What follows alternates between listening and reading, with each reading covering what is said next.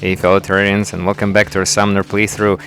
And today's the day, guys, today's the day. I'm super nervous and also very excited about what's gonna happen next. And for now, it's just, farming prismatic lace wigs, because we need those, of course, to summon the Empress of Light. And see if we can actually challenge her. I'm super thrilled about it, guys. And I have mixed feelings about the boss. I love the graphics of the boss and the origin and some of the mechanics.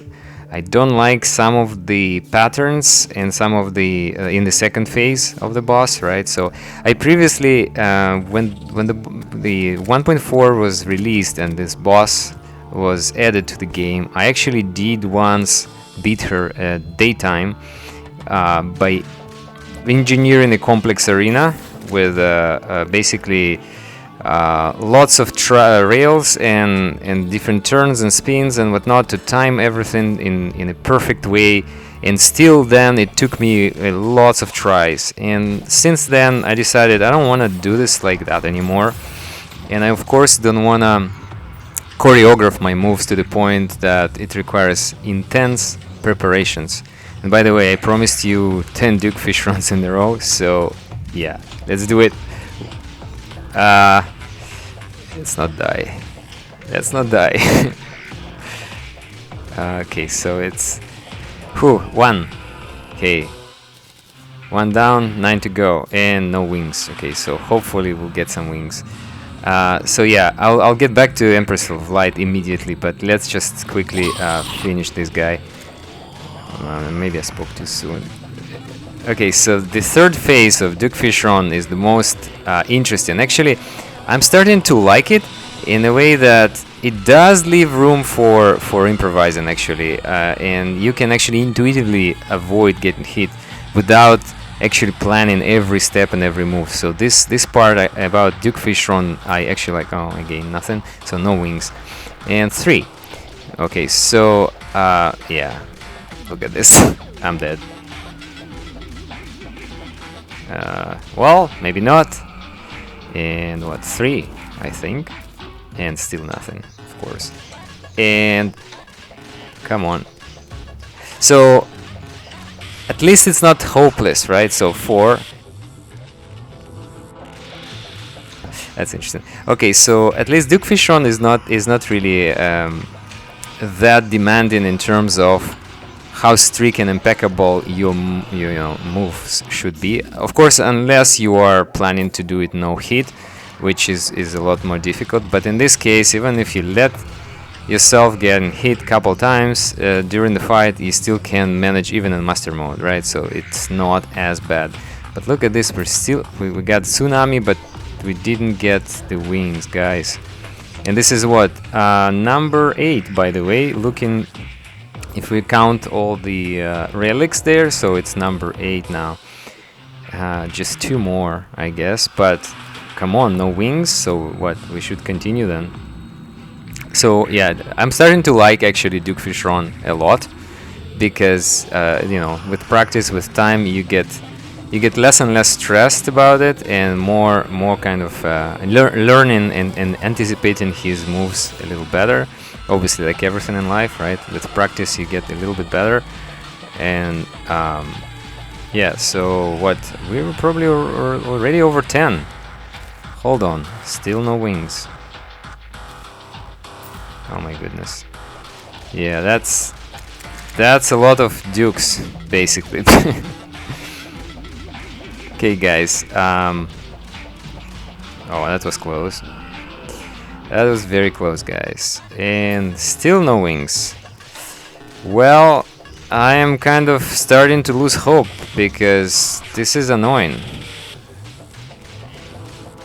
No wings, and no wings. And we keep fighting this.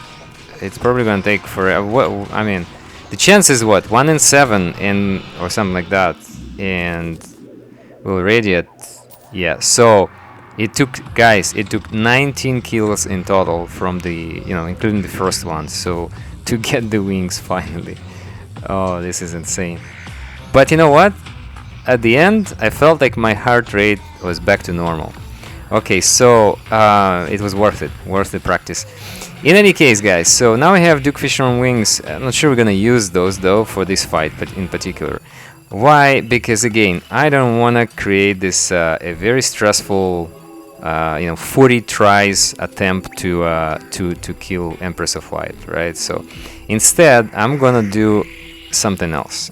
Okay, so Empress of Light, again, I respect the boss, but there is a limit. Okay, so we're gonna do something interesting here. Okay, so we're gonna place a single row of tracks, not across the entire world, but almost through the entire world, right? So we don't actually need it to go through the entire world, right? It could be. I bet we could do it in a small world. Okay, let's try at night first. Okay, nighttime, Empress of Light, guys. Let's do it. And we're still using the obsidian armor, by the way. And in this case, we're just leveraging the bats, sanguine bats, because they home pretty much perfectly. Okay, in this fight. So probably between the whip and bats, there is 50-50 damage ratio. Alright, guys. So this fight is not only to obviously defeat the Empress of Light and obtain some interesting upgrades, and obviously fight her during daytime as well and defeat her, but it's also to fine-tune and refine a method that can be used by anyone, right? So I know that lots of players give up trying, especially in master mode, right? So after 30-40 tries, I've seen people just giving up on trying to defeat her, right? So, and myself, previously I had hard time as well. So you know what, I'm not talking about the 1% players that are in the highest skill set category, right? I'm talking about the general population, pretty much, the casual players like me who would want to defeat her in a non-stressful manner. So this is why I'm trying to engineer this fight and make it easy as possible, and as little demanding in terms of gear and skill. And look here, 1, 2, 3, jump, boom. See, we are able to avoid the getting hit by her second phase, right? So now she's in the second phase, and look at this prismatic lance, and we jump, and using potion of Featherfall, we're able to actually stay in the air long enough to avoid the damage. Okay, so look at this. All of her attacks up until now have missed. 1, 2, 3, jump. So this one actually hit, but that was late. It was not perfect timing, right? So we need to improve our timing. So lance, 1, 2, 3, jump. Okay, so now stay in the air as long as it takes until the lance dissipates, right? So, and look at this, we're actually getting there, guys. So this attack will always miss because we're going too fast for Empress of Light to home. 1, 2, 3, jump. Perfect, almost there. Still, so this is why we might be able to 1, 2, 3, go. Okay, so yeah, this is good. This is easy, right? So as you can see, using this approach and just the Featherfall potion, you're able to avoid the prismatic lance attack, which is pretty 1, 2, 3, go. Okay, so this one was perfect. So this timing is actually good. If we can keep this timing for daytime, it would be perfect, guys. Okay, and she's down. Okay, so nighttime, guys. Nighttime, Empress of Light, first kill. Okay, what did you get? So what I'm saying here, I'm trying to come up. Let's figure out a way that we can do this repeatedly, without stress, without retries, without creating complex arenas and stuff. This is just one track of rails, right? So, and one minecart, basically, right? So, and a few potions. Try again. Let's try again. Let's see if we achieve the same result. So what I'm saying here is, once we fight Empress of Light during daytime, okay, so we will have, still there is a chance she might be able to hit us, right? And for that we might have to use the hollow armor. Oh, look at this, this was perfect. So you see, if you time your jump, this is the most dangerous of all her attacks. If timed correctly, you can avoid getting hit at all. So this could be a no hit even, and you can even do it without the hallowed armor. But I'm not too sure we want to take that risk, okay? So we might have to use the hallowed armor set just as an insurance, right? So for that particular fight. So look at this, perfect timing, perfect jump. Okay, no hit. And we're getting there. And see, it's repeatable, okay? It is definitely repeatable, guys. Okay, so we should be able to do this during daytime. I'm hoping. I'm really hoping, because this method is so simple. I mean, obviously, you can also try the asphalt road, right? Straight line of asphalt blocks, like across the entire, like a sky bridge, right? So you can do that. Oh, by the way, we got the Jewel of Light, which is one of my favorite light pets, and I just love it. Okay, this is great. But what did we get? What did we get? Yes, look at this Kaleidoscope, guys. We've got oh, and Empress wings. They're not as good as Fishron though. I don't think so. Okay, so Kaleidoscope though, on the other hand, gives us an edge here. This is what it's a good prerequisite for the daytime fight. Okay, let's see. Let's roll it. Oh, it's actually quite cheap to roll. Look at this. Using the Greedy Ring and a Happy Tinkerer, it's actually much cheaper to roll than Morning Star or Dark Harvest even. Although that is, and it's legendary, guys. Look at that damage, 467 per hit per swing. That is a lot of damage, guys. That is a lot of damage. Okay, do you think, guys? Are you thinking? Let's test it real quick. Okay, so first, Morning Star. The range and the damage. Damage is about 1400, right?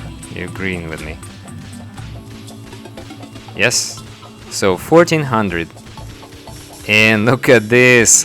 This is a massive difference, but yeah, I think it's almost too fast for its own good. Okay, hold on. For single target, are we... Yeah, we're around 2100. That is massive. That is, guys, over 35% extra damage. So so just the whip gives us 2k damage per second without potion buffs. Yeah, this is massive. Okay. Alright, guys, so it's time to make this tough decision. So on one hand, I'm almost tempted to do it without hallowed armor, but I just don't want to redo it if we fail, and it's going to take a lot of tries. So instead, we may have to sacrifice the range and speed, right? So this is without obsidian set. Yeah, I see, like the difference is huge. You're losing damage, obviously, right? The overall damage is gonna drop by at least 30%. Yeah, maybe more. But then we get that insurance that if we miss time, a single one of those jumps, we're still gonna be able to survive, right? So, and I think, you know what, just for the sake of completing this as soon as we can, let's not take chances. Let's again engineer this to the perfection, right? To the point when we're able to safely and reliably farm Empress of Light during daytime. So that would be epic, right? So one concern here is, if you're trying to follow this, if you're watching this and you're thinking, oh yeah, let's do it. So keep in mind that the only tricky part of this fight will be turning around. Okay, so when you go through back and forth through the railroad, right? So it's those end points, the edges.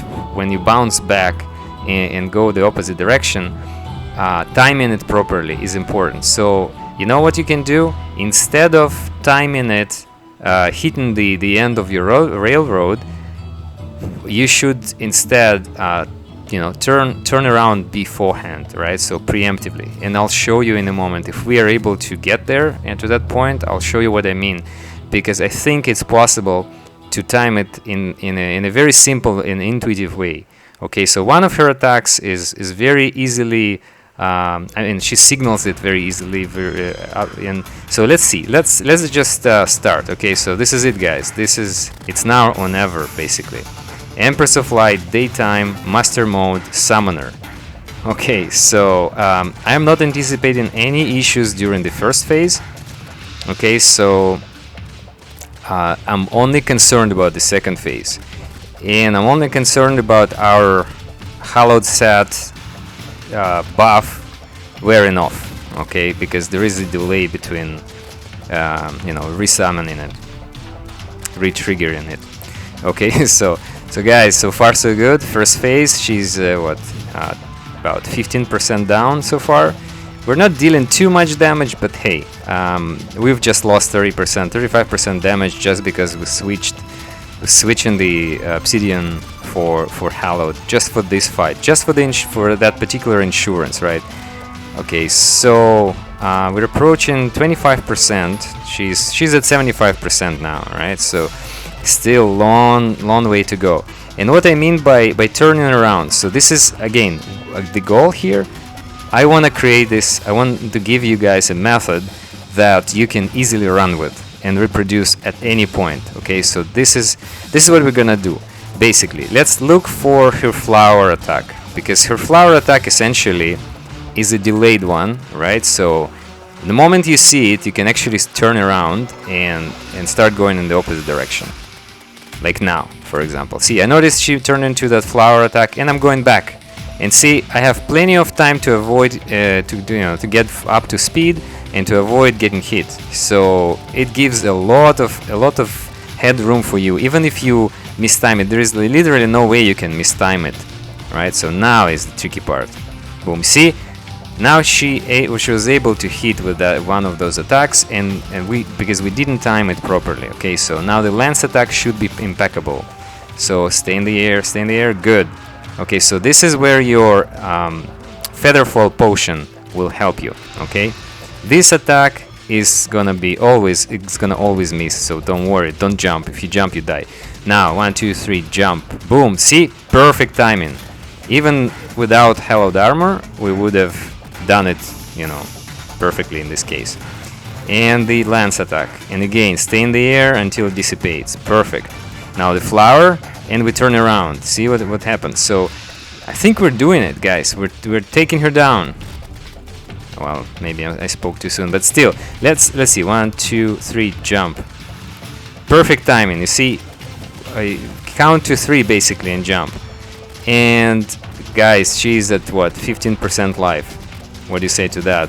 Lance attack, stay in the air, flower. I mean, we're still not even at half map, so we can keep going till the next cycle. Stay put. And now it's gonna be the tricky attack. 1 2 3 jump. Perfect timing, guys, perfect timing. I think we're getting there. We're getting there. Okay, so, and the lance attack, survive. 1 2, stay in the air, stay in the air. Okay, perfect. And now the flower, turn around, go back. And that's it, guys, that's it. I can't believe it. Well, I can't believe it. I'm seeing it, but it's actually, I can't believe it was so easy, right? So is it a good method then? And we got it, guys. We got it. We got Terraprisma, the ultimate summon weapon. Let's roll it, and we're gonna roll it with mythical, contrary to previous best roll, right? So you would have ruthless, but because of the whip that gives us 10% minion crit chance, we're gonna roll mythical this time.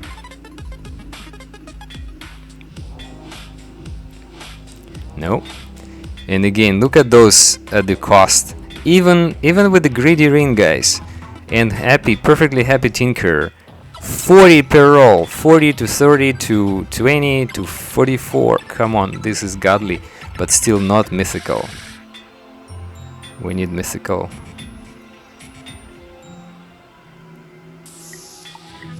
Wow. We're down by almost 10 platinum. But are you seeing this, guys? So the obsidian, the pre-hard mode, pre-boss armor pretty much took us all the way to Terraprisma. Well, we had to swap it for one fight, just for one jump, basically, because we mistimed. Oh, there you go, mythical.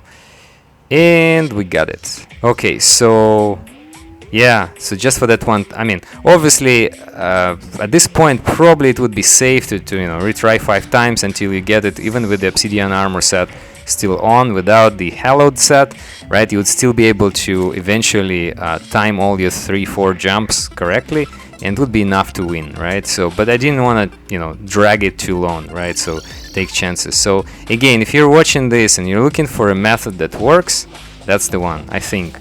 I mean, maybe there are better ways. Maybe you can actually do it using asphalt road, but then you'll have to use the gel accessory to prevent damage from slimes, right? So you would have to make them friendly because they will be spawning, and you'll run along the road, right? So and then jump when needed.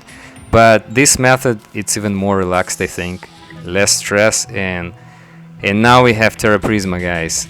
We finally got it. Oh, this is nuts, because now we need to make a lot of decisions on which armor set is actually best. Alright, guys, thank you for watching. See you in the next video.